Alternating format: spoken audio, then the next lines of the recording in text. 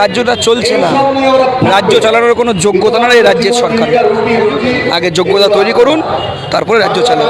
দাদা, মূলত বাংলা বাঁচাও যাত্রাতে এত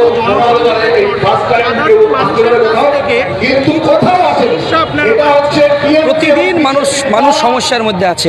একদিকে হাতে কাজ নাই, একদিকে মানুষ স্বাস্থ্য ব্যবস্থা পাচ্ছে না, স্কুল বন্ধ হয়ে যাচ্ছে, গঙ্গা পদ্মা ভাঙনে মানুষ ক্ষতিগ্রস্ত হচ্ছে, স্কুলে ছাত্রছাত্রীরা আসতে পারছে না, কলেজে শিক্ষক নিয়োগ নেই, প্রতিদিন যন্ত্রণার মধ্যে রয়েছে বাংলার সাধারণ মানুষ।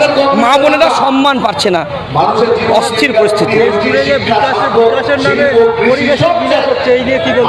প্রতিদিন লুট হচ্ছে, একদিকে গাছপালা কাটা হচ্ছে, একদিকে জমির পাথর বালি কয়লা লুট করা হচ্ছে, নদীর গতি প্রকৃতি ধ্বংস হচ্ছে, যার ফলে ওটা পশ্চিমবাংলায় এই লুটের কারণেই পরিবেশ প্রতিদিন নষ্ট হয়ে যাচ্ছে।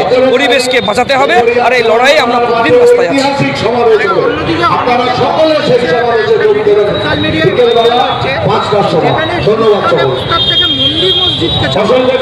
আর ওরা চাইছে না ওরা রাজ্যের মাটিতে মানুষ হাতে কাজ পাক, মানুষ দুই হাতে পেটে ভাত পাক, ওরা চাইছে না। কাজ আর ভাতের দাবিতে প্রতিদিন লড়াই।